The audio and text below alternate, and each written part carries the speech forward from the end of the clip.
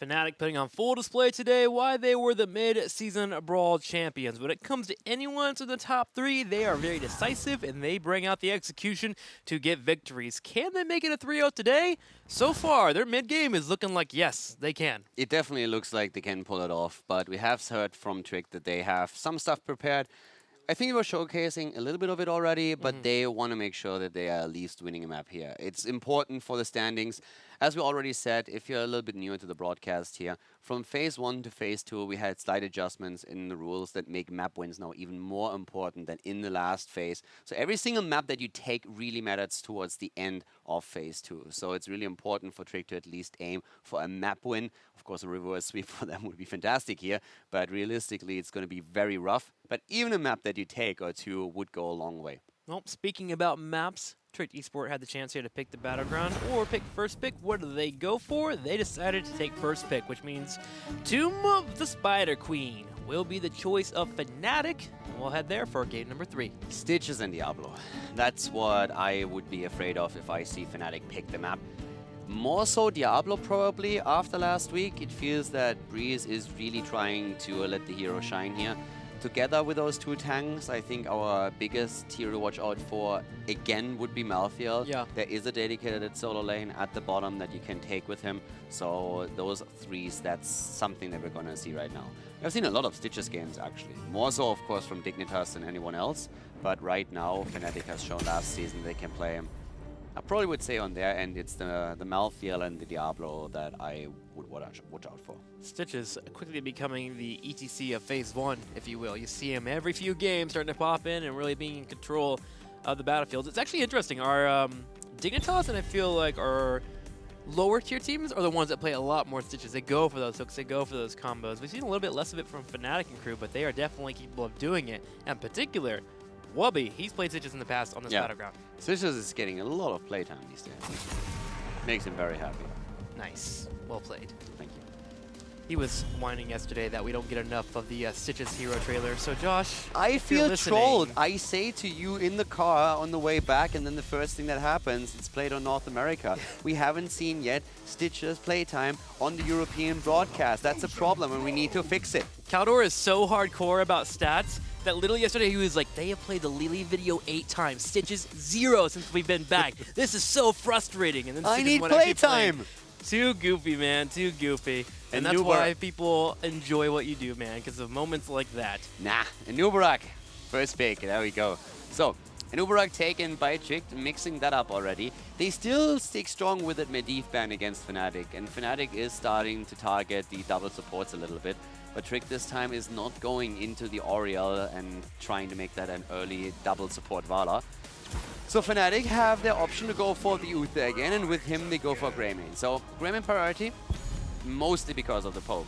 Once that you have, especially the cocktail stack, you'll get so much wave clear out of it. So at this point, Fnatic, they have options to go into blow-up compositions. They can just run the wave clear. It's a really solid and very flexible start for them into the draft. Greymane is just one of the most flexible heroes you can grab in the early draft. Like, you cannot go wrong with your first 5 picks being your Greymane. Maybe if your first pick only, maybe it's a bit too bold, but even then I wouldn't mind a Greymane pickup if you want to. He's just one of the best heroes you can pick for that overall kit and how flexible he can be on particular battlegrounds. Also, talking flexibility, they have two great Greymane players, so they can deviate to anything. Oftentimes when you have small hero pools, you see a certain pick and you say, okay, this is player A locking down his hero, and then you know that all of a sudden they are missing a certain role. But in this case, Fnatic, they have several players that are great on Greymane, so they can do whatever they want from here on out. And we have the Ariel and the Gul'dan, the Crosby Gul'dan coming back. It was probably one of the most impressive heroes he had in Phase 1. We haven't seen him too much as of late, with the mobility being introduced to heroes with the Overwatch, D.Va, the Genji being completely aggressive and jumping on the back line. Mages have had a hard time. But Gul'dan for this battleground typically can be safe, especially when you pair with the Ariel. Now the question of course remains what Trick bans, and it looks more and more as if we could see the ban on Genji again, just simply because Greymane plus Genji against the Gul'dan would be a really rough match for him. Fnatic though, targeting the double support. Yep, and the Rhaegar is Trick special as well, and so he doesn't mind going down that route. Rhaegar brings wave clear, great in double support. We've seen the results in the last couple of weeks from him being in the mix. Also, I want to highlight something real quickly. We have in Fnatic the team in Europe that is probably the most successful without double support against double support. They're doing really well with this, and most of the teams that we see in HGC Europe have jumped on the double support train. Fnatic is one of the few that doesn't run it as regularly and actually rarely brings it into the game. That's a good point. I think it really comes down to their ability to create opportunities. They are probably one of the only teams in Europe, besides I think JPL and Citrus Hook, that when they make a decision, they deliver every single time. You rarely see them make mistakes, if ever, in terms of getting a kill. Sometimes they get outplayed in the macro game occasionally, we've seen that in the past, but in terms of actual straight up coordination and getting kills on rotations, Fnatic is the best. It's also their high priority on globals that really still work for them.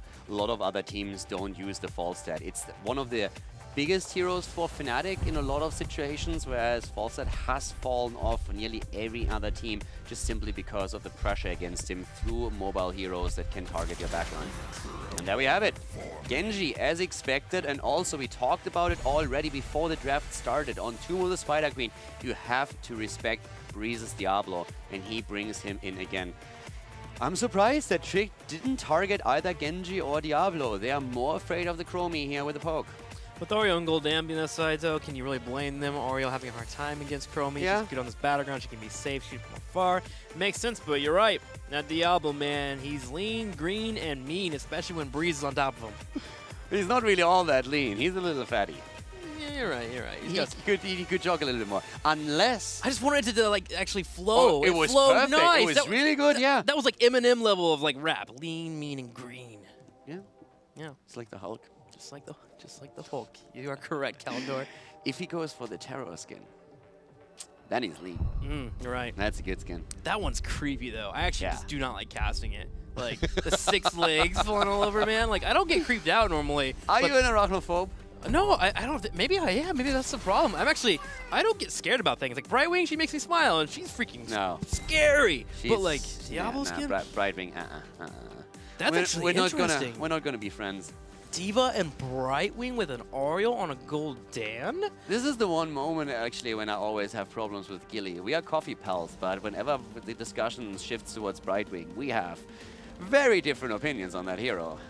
I think if you looked at her voice lines in a vacuum, you wouldn't actually listen to the actual audio itself. You would appreciate her more. 'Cause her voice lines they are interesting, that's for sure. Yeah, not even once. Okay, so Tricked Esport, this composition is a bit interesting. It's more of a setup where they have these like nice rotations between of clearing the middle lane and the top lane. They're in a good spot, but they also have a little bit of control with the end of their rotation. They have the D.Va and the movement forward, able to handle that Diablo, but also the Brightwing gives them control over that Genji. Will it be enough, though? That's my question as well. Brightwing for control over Genji, but I don't really see it. And we have the Haka taken. I'm really surprised that Malthael in this series hasn't shown up more. We know that Fnatic has a high prioritization on the Haka, and I actually can understand that since Wubi has an insane win ratio on the hero. Whenever they pick the Haka, they are just wrecking them. But on this map, I would have expected to see a little bit more Malthael. I feel the reason why we don't see him as much in the series is I get the impression that, and I think I actually talked with Alex about it, that they haven't really had as much Malthael experience yet and didn't incorporate him into that draft yet. So we haven't seen him on their part. We have seen Fnatic once with him, but they just value the Haka so much more. And he has a lot of, thanks to his trade, I mean, there's a lot that he can really do with it on this map in particular. Well, think about him in terms of playstyles, too, for Fnatic. He's more of a sustain, try to drain your opponents over time type of kill. Fnatic, they always want to take people out. They want to land the CC, execute, and keep moving forward on the objectives. So it seems to really work out for them. At the same time, if you're Tricked Esport and you're facing off against that type of collapsing style that Fnatic does well, I wouldn't really want to have a Malthael floating around either. Let's go ahead and go into game number 3 here. Can Fnatic end it with a swift 3-0, or will Tricked Esports start to bring it back? Let's go ahead and go on the Tomb of the Spider Queen. The game is on, and it might be the last map. Tricked is down 0-2 against Fnatic, and we have to the left side, and once again, our boy band. And of course, once again, Breeze on Lean, Mean, and Green Diablo. Nice. We are seeing Smexy on Uta, Wubi on the Haka. Quackies on Greyman and Shrimpy on Genji. Of course I brought him back. I learned from the best. Yes, he called me the best, yeah. He's so nice. On the right side, Tricked Esport. Nape will be on Ariel. Alex the Pro G on Diva. Make on Brightwing. Rimmer on Anubarak. And Crosby playing Gul'dan. I want them to convince me. I'm not sold on the Brightwing pick here. I've seen the Brightwing pick for Fnatic a few times, and we've seen it especially at the mid-season brawl on Sky. And I could completely understand the thought process for Fnatic in that game, since they were highly prioritizing their globals. Tricked, I suppose, picks him here since they attempt to have some control over Genji when he moves in. But I'm not really sold on the pick, so I want them to really convince me in this game that this was the right choice for them to make, and I'm curious to see how much of an impact Brightwing is going to have here. Oh, I'm ready to be convinced. Shrimpy, not so convinced, so as he jumps around and continues to harass. It's 3-on-1. Now this is the straight of Tricked Esport, however. Gul'dan, Ariel, and Crew just push in the lanes heavy. They are able to keep moving around consistently and push in those waves of that clear. The top lane was having pressure coming their way there as the Haka was moving in for the engage with Breeze, but Brightwing popped over with the heals to keep Alex the Pro G alive. It's all about harassment here on the right side, but Nape is getting harassed by Shrimpy and Breeze, and he'll be picked off. Yeah, that's an early kill here already. Very aggressive from Fnatic once again, and they have been showcasing that a lot, actually. So let's find... There's the second one, and Nubarak is already down, and now they're going for Make on Brightwing. But he is able to get away, but this is a rough start. Rough start, 2 kills already for Fnatic. Wave clear being okay with Bobby on the rotation, and it's actually kind of interesting. On BOE, not too much of Spider Queen, we've typically had our solo laners in the bottom portions, and they've been swapping it up for us. On BOE, we had the solo laners in the bottom for a little bit, and they rotated out, but here we have Wubby in the top. Yeah, they're starting to switch that up a bit more often and then simply rotate around. But I am really, I'm at this point a bit afraid of Breeze on the Diablo. Make can of course work against that with his Polymorph too, but currently I really think that Breeze is absolutely going to destroy them. Watching for it here, as Rimmer and Alex the Pro G are looking to have different plans there. It seems to actually have some miscommunication there, and they kind of ruin each other's engage. Self-destruct does not pop here, and Alex the Pro G is taking damage. The heals will come out in time, and they'll be just fine for now. There's... I don't know. I'm really afraid on this map of Breeze's Diablo. The Devil's Due alone allows him to just simply go straight for one of the globes and then have nearly a second health bar. And with the help of that, he usually moves in and plays extremely aggressive. And he is so good at positioning himself in a way that he will get the extra stun getting procced. And this is early Diablo that we're talking here. Once that he has his 100 soul stacks and also is on level 16 where he gets the reset, he is just insane, and Breeze makes him so scary already in the early game. So I would have definitely prioritized the Diablo ban over a Chromie ban here. Blue Web Weavers are already running, and Fnatic is at this point they're just having fun here. Tricked needs to somehow turn this around. They're level behind, and the Web Weavers are already coming down 3 minutes in. This is incredible. This is actually completely destructive here for Fnatic with this trend already happening. Web Weavers pushing in multiple lanes, and this really slows down that wave clear that Tricked Esports has available for them. Rimmer is on the rotation here for a flank, sitting him on the bottom left. He would love the other Shrimpy or Breeze in particular. Does interrupt the shadow charge coming from Breeze, but not much more after that, as everyone from Fnatic will converge on the area. Yeah, and Greymane has the bot lane all to himself. He's just basically saying, alright, I guess I'm gonna play a little bit of PvE here if you guys don't want to come and take me down. Quack is like, guys, I'm winning my lane! I'm rocking these minions! Exactly. Rotation is coming in, and Quack is just saying, you know what? I want to make sure we get the fort here. They are more than a level ahead already. They take a fort with a 3-minute Web Weaver turn in. They get the fort, they get the towers. Fnatic they're playing like they're seriously playing at this point as if they are in a completely different league. Fnatic is doing well, but hear me out, Caldor. Level 10. Self-destruct. Oh, hang on here. Might have a kill. You want the Emerald Wind into the self-destruct? You saw it coming. How godly would that be? Okay, I just looked at the draft and I was like, what is the most snowflakey thing they can come up with? And then I had it immediately. It's not gonna happen.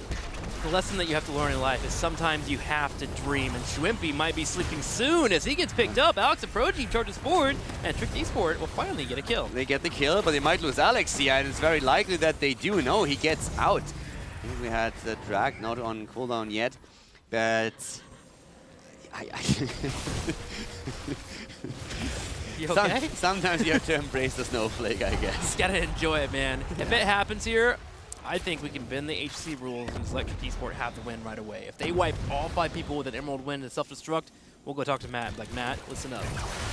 Well, for now, we have the lead in experience. This is really what gets me at this point. That Fnatic has been able to set themselves this heavily apart. 4 kills against 1, and Breeze is still going ham. Ooh. So this time he's actually getting pushed in with the Detainment Strike, and now getting body blocked. I like this. If he loses souls there, would be great.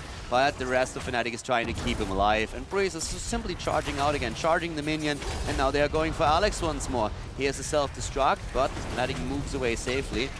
And we have 5 gems turned in. 5 is all that Trick got so far. They do have 53 to turn in as well, but 13 might be lost here if Rimmer does fall. With the defense matrix coming out, Alex and Prodigy will keep him alive, but they are low on mana and have to escape while Fnatic continues to move towards level 10. 2 levels ahead still. You have to appreciate how difficult it is for Trick to actually be the aggressor, to be the ones that engage. Fnatic is the ones to always make the plays, and the only thing that Trick does right now is react, react, react, react. They're trying to make a play on their own happen and push Fnatic into a more defensive position, but it's so difficult for them to do it. And now that Fnatic reaches level 10, it's straight up impossible. And we're seeing Fnatic also now on the amount of gems they need. They have a 2-level lead, they have the gems they need to get another turn in, they have level 10. It is crazy how well they play here. They have another turn-in available too. They have Giants pushing the bottom to pressure in. They have Diablo in the middle here with the APOC up in there and Dahaka as well. They can go in for any movement they would like. Genji is aggressively on the flank here for Rimmer. And Tricked Esport, they have to play safe. In fact, they may just have to give up these forts easily. They're trying to stay near them, but they both are low, both in the middle and the top, and they have nothing in the bottom. And again, Brightwing, what does Brightwing really offer at this point? Where's your kill potential? Where's the moment where you're saying, this is how we're getting our kill right now? You want to have something to control Genji maybe when he goes in, or the Diablo when he starts charging. That's fantastic, and I like that too. But at some point, you have to be able to get a kill. Just staying alive is not going to cut it in the long run, and Fnatic is showcasing that. They also have so many CCs they can stack with Fnatic's 3s in alone. I just don't see Trick ever coming around here, even if they hit level 10. One more level. And we'll see what they do at level 10. But first, they have to slow down the 3 pushes in the middle, top, and bottom as the Web Weavers are here and they're knocking on the keep wall in the bottom right. The 4 in the middle already killed. Breeze charges in behind enemy wall, gets the Detainment Strike right away, but Divine Shield will keep him up. Early Divine Shield thrown up by Smexy. Not even waiting for him to drop. He says immediately, nope, I'm going to hit the Divine Shield right now. Then you still have your full HP and we can still continue the push here. That's the safest thing for me to do. But they have a 3-level lead. We are 8 minutes in and Fnatic is knocking at keeps. They have eliminated every single fort of Trick. And Trick is just sitting there taking a beating after another, and Fnatic will secure the keep here. Well, luckily, At least it should. Level down will be able to use ZFL Flame Quest and finish it up here. 10 about to hit. Breeze turns around. They look at Rimmer. They're going to go ahead and just volley him into a drag. Gets low, but the APOC has been popped. Maka is able to get out just barely. 10 still not here. Silence is being used.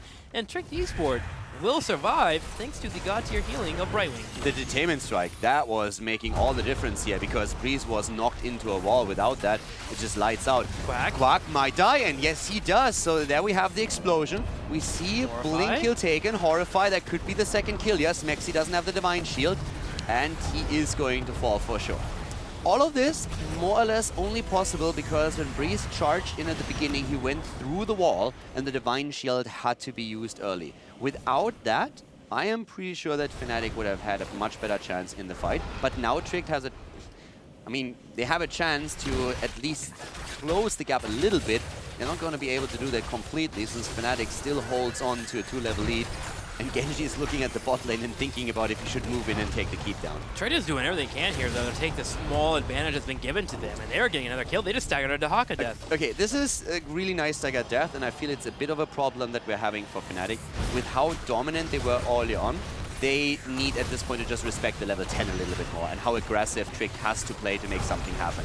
Because they need to realize at this point, and I feel now they do, that Tricked's only chance is really to pressure something now. They have to be aggressive at some point. They can't not just simply sit there and wait. So at this point, Fnatic just being a little bit too careless, staggering it through deaths, but they're so far ahead that it's very likely not even going to matter. But they still have to respect that Tricked is now trying to burst through the structures and grab the experience. Tricked will get the 4 here in the middle. They're also on their way to 13. They're trying to tie up the talents here, but Fnatic still have the chance to move in for a fight. They had a setup where Shumi could have moved in for a flank, but decided against it for the moment. While Genji and Uther defend the middle lane, Tricked has set up in the top. And they'll be able to take out a turret, but still a little bit too far away from 13, so they pull away. But I like what Tricked Esport did. They got a kill, may have been gifted to them, but they really ran with it. They were able to take mercenary camps, get a couple of talents. They had to, and I like it too, because they said we are so far behind that it's nearly impossible for us to really make a comeback unless we are able to do something with that small advantage that we have now. We are a talent down, but that's always going to be the case. We're not going to be in a situation if we don't make a play now. If we just wait and hope for level 13 before we make an aggressive move on the map, then it's never going to happen. So we need to make the play now, and they did. And this is a chance they have. Bunny Hop comes out, Cocoon as well. Nice sync. Here comes the Horrify. They really want Quadnix. They might get it, but he barely gets out of there. Smexy was Cocoon, couldn't use the Divine Shield, but still Greymane surviving, and it shows the lack of damage that Tricked has right now. Fnatic answering back here as they're going to be able to knock Alex Prodigy out of his mech. But still, with 5 members up, Esport is starting to group up and kind of deathball a little bit here to stay near that Gul'dan, which they have to. He's the main damage dealer being brought here. That Bunny Hop in particular is locking down the Greymane so we can Fel Flame away. But just think about what just happened. Tricked used everything they had. Every cooldown, every ult to get a kill against Greymane. They cocooned the Uther, so there was no heals, and they still didn't get the kill. And now they're sitting there and they have to wait for their cooldowns, because outside of their rogue abilities, they have very little chances of getting a kill unless Fnatic makes a really bad misstep. Fnatic not making the misstep yet. They're threatening a fight if need be, but they honestly want that 16 first. They're trying to delay these turn-ins, and Alex Prodigy dropping 26 gems off won't be too big, but there's still 26 gems dropped off on the turn-in here. 16 ever so close here for Fnatic, and Rimmer, hoping to force a fight, dives in on Quack. They're gonna start to dive in again. Fnatic finds themselves in this weird spot where you want to fight, but you want to wait for 16 as well. Now Schwimpy is taking a fair amount of damage. 16 is there now though. Breeze already charging into the back line. They try to go for Gosby. That's the reset on the Shadow Charge, and they're using it perfectly to put Gul'dan into a bad spot. Breeze is getting low here. Can he get the heals? He has been polying more. Shwimpy on the left side as well. The Divine Shield the last second to keep Breeze up and moving. Shwimpy being engaged on upon here inside. Also, catapults are starting to hit the core on the back right. So Fnatic wants to keep Tricked Esport here. Make has all the gems and he falls. They saved Breeze earlier to save his stacks. Super important here. And Tricked at this point is losing hit points on the core. Fnatic is moving in after the triple kill. They're eliminating the minions, and they just want them catapults to dish out shot after shot. Breeze goes in, still has APOC, doesn't need it. A new Brak falls. Alex Prodigy, the last one standing, using whatever he can, but the core, it is falling. 30% down to 20. Breeze on that front core. Quadnix working against some auto attacks. 14% down to 10, and they're just playing around at the moment here as they keep messing with Alex Prodigy. The final catapult shot will come out, and Fnatic wins 3-0. Fnatic takes a series, and after what we've just seen, if you guys want to take something away for your own games, being in the Hero League or the Unranked Draft, the one thing that you really need to do is, if you play Diablo, see what just happened here. Don't just think because you have your 100 souls and you have the respawn that you can charge in, die, and it's all good. Of course, if one of the team dies, it's always better if it's going to be Diablo because he can resurrect and come back in. But it's really important that you keep those souls. And this is what Smexy showed when he was fighting with Breeze in the last team fight. Diablo nearly fell, and he was the one that charged in. He got the resets on his Shadow Charge and just pressured Gul'dan into a corner. But once when he was about to die, Smexy was absolutely not afraid to throw out the Divine Shield and say, hey, we need to save you somehow. And Breeze, once he saw, okay, the Divine Shield is about to expire, he moved away, charged a minion on the lane to just get away and make sure he doesn't lose the souls. As long as you have your souls, you are a force to be reckoned with. You have super good health regeneration. You have, of course, with the Devils too, a lot going into the fight with an early globe, and you are scary. If you lose the souls, it's much easier for your opponent to deal with you. So always make sure that you keep yourself alive, and also that the healer has a chance to help you out there and not simply throw away your life because you feel, well, I'm going to be back in a moment anyways. I mean, look after that. He moved straight to the middle lane, got 2 regen globes, was stacked back up with the help of Uther, and they were able to push in and go for a core kill. So small things like that can be pretty important. So supports, think about that if you have the chance, but also Diablo players. Now, Quacknix is currently here to talk to us from Fnatic. So let's get his thoughts on the 3-0 today. Welcome to the show. Congratulations on your victory today. Currently, so far, Quacknix in Phase 2, you guys are undefeated. Yep. Super simple and easy and put out there. I mean, you guys have mentioned it in the last interview that you are looking to make sure that you are powered up and ready to go for future tournaments. The main goal for you guys is BlizzCon 2017. You want to earn the victory. So far, training seems to be paying off for you guys. How are you taking every single day and moving forward and continuing to improve? I mean, we just keep screaming and obviously try to evolve new strategies. So, I mean, right now, I guess we're kind of predictable. We're just keeping it our meta, and just because we feel really confident just going in with our meta versus like the double support that is going around. So it's pretty simple for us because we just let other people pick their double support things, right? And I mean, they think that it's super strong, which it is. But yeah, we just get our stuff then and just play our game. Have you guys been working on double support? You don't have to, I guess, reveal strategies. You can say no comment if you want here. But have you guys been working on it in case you have to pull it out? Or are you guys very secure in the way that you're playing the game? I mean, obviously we can play it as well. It's not hard to play double support. Okay, fair enough. Over to Calidor. Well, first of all, congratulations. You guys look strong currently in the season here. Quick question regarding Malthael. You guys played him once, he looked strong, but it still feels that you are preferring to have the Haka because of the global posture that he has on the map. What's your thoughts on Malthael overall, though, in teamfights in particular? Yeah, I mean, it depends a lot on every comp, of course, but Malthael is really strong, especially in teamfights. It has come to my attention that, like, playing him with, like, obviously you already mentioned it and everybody knows it, like playing him with Medivh and like in double support comps in general, like as long as you can keep him in the fights and he can actually like be on a lot of people, not just like being on a single target, he is super strong in team fights and he scales really good. His 13-16 is where he really starts to come online. And I mean, he has a really good level 7 talent, like the reduced healing one, which is obviously super strong when you play versus double supports. Yeah, you guys used that in the game that you played, and it took great success, especially against double supports. Of course, it shines, as you just said. One more question: looking at the standings right now at the league in general, is there a team where you say, okay, this is the team we are most afraid of at this point? Yeah, like obviously we're the most afraid of the Team Dignitas. Like it's just the best team after us, or like on the same level. So yeah, we're not really scared about anybody else, but you know, we cannot disrespect anybody. We have to make sure we play every series clean and make sure to do our game. We cannot afford to like underestimate anybody because that's when we can fall back. It's hard to talk in English today. Like I'm so lost. Nah, we have those days too. It's all good. It happens. You're doing well, don't worry. Thank you very much. Well, before I let you go, obviously next week you're going to be facing off against the good guys, and week after week they continue to improve and they're looking better and better. Any fears about facing off against them?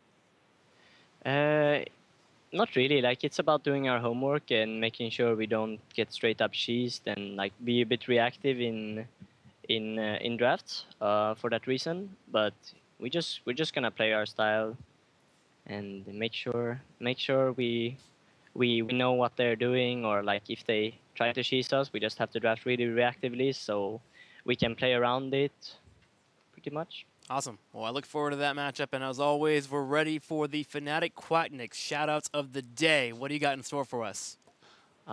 I just have to ask you one thing though, Calder. Like you asked Shrimpy about the boy band video last week. Don't you want to ask me instead? I actually forgot about that. I should have definitely asked you. I mean, I can tell you because I guess a lot of people are wondering. So obviously HGC is keeping us really busy, and we're not gonna bail out on it. But yeah, this is the main focus, especially now that BlizzCon is the end goal. But whenever we get time off, we're gonna try to get together, maybe on the bootcamp for Kiev, considering we qualify. But yeah, you guys just have to be patient, and yeah, we will make sure to release something, but it will take some time. I have to say that I want Fnatic as an org to just come in and make it absolutely epic, go the full distance. But do you already have a song picked out?